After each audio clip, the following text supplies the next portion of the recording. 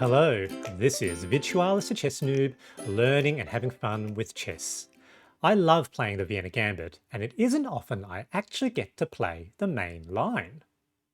The Vienna Game Main Line starts when the player with the black pieces declines the Vienna Gambit with d5, which is the best theoretical move and arguably the only good move. This often results in a fun, dynamic game. This game shows some of the ideas from the main line. Please enjoy!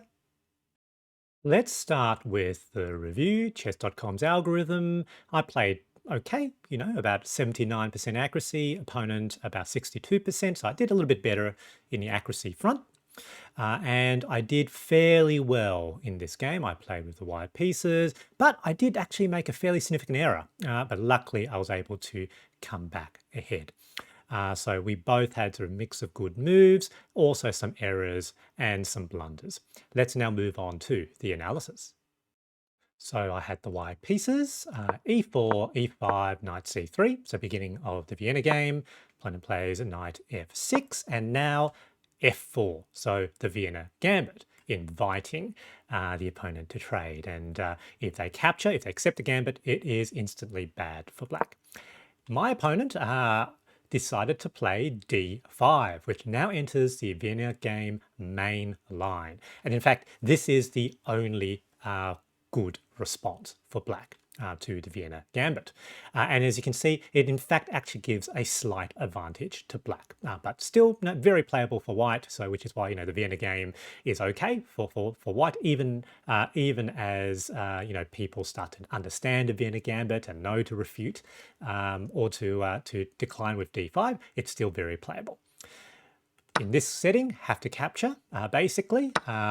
Opponent will capture back, and here the sort of fairly normal move is to play knight f3. So, we don't want to have that check, and that knight defends. Very commonly now, the opponent will capture knight with knight, which is what they did. And now I have an option. Do I capture with the b pawn, or do I capture with the d pawn? Now, in this case, I captured with the b pawn, and we move back to equality. Interestingly enough, the Stockfish reckons that the other pawn was better.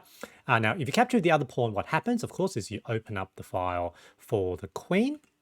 However, by capturing the b pawn allows opening up this semi-open b file now for your rook, and also then allows for d4 and having a nice control of the center with pawn. So that was my logic here.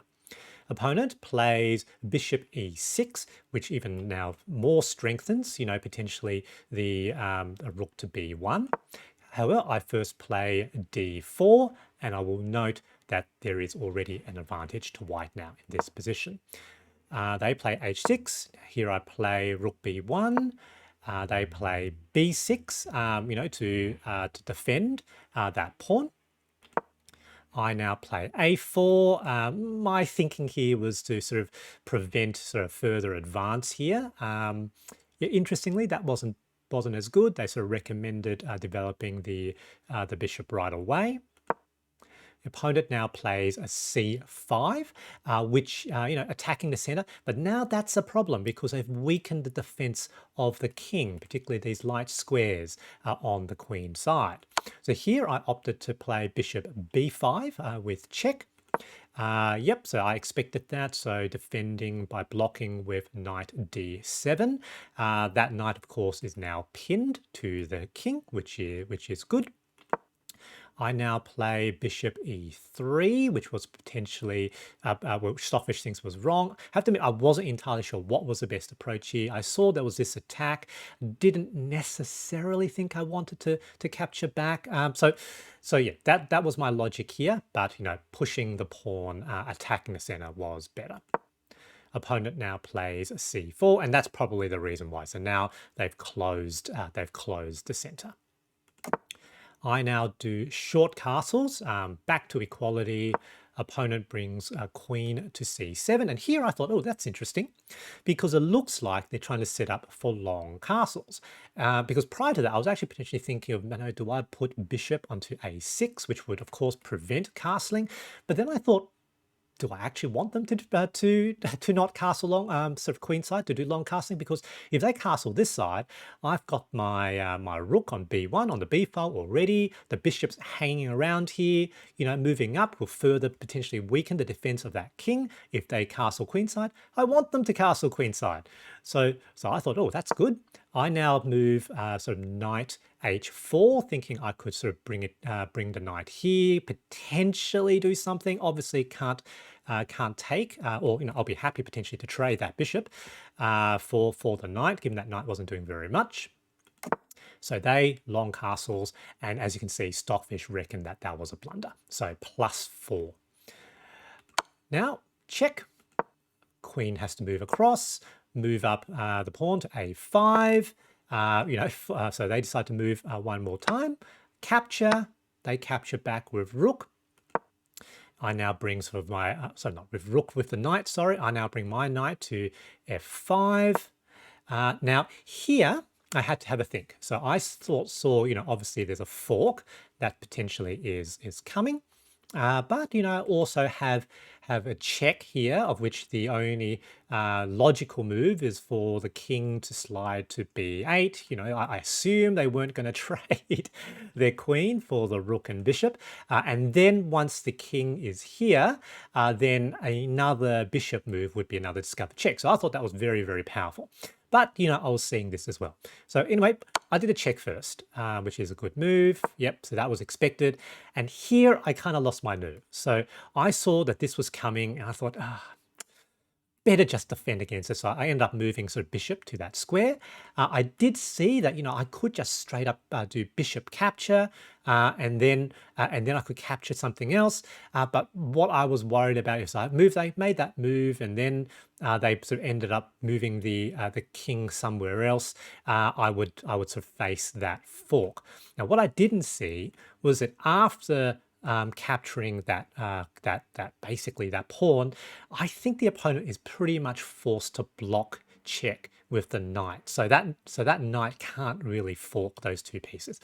So I sort of made that move and that was an error. The opponent sort of brings their knight back anyway. Obviously, there's no win there for them now. And I here make a blunder. So I was thinking, that bishop is not looking good, it's going to get sort of taken possibly the next turn. So I thought maybe I could bring my knight here to defend. That, of course, doesn't really quite work. I should have just straight up moved my bishop out of the way. So I basically went from quite winning to not doing so well. Luckily, the opponent doesn't play the most accurate series of moves here by capturing back with the rook, because now that allows my bishop to escape. And here I'm back, having a slight advantage. The opponent here saw this. There was a very potential nice skewer there, but they were able to block it. So here I opted to see whether I could remove the defender or that with my own pawn push. Obviously that didn't work. They brought their other pawn forward, so f6. However, that is a straight up, undefended pawn. So I capture with the rook. So rook captures on f6. They now move move that bishop. Potentially pretty clever, double attack. However, I thought that was fine for me because if they capture, I wouldn't mind actually having my queen on f6. They capture back, so yep, looking pretty good for me now. My queen's sort of hovering around the territory of their king. They now ask for a queen trade, and I thought, nah, not sure I really want that. So I decided to bring queen to e5 with check. Now, have to be careful. So, there are some squares defended by that knight. This bishop covers that. The queen covers that.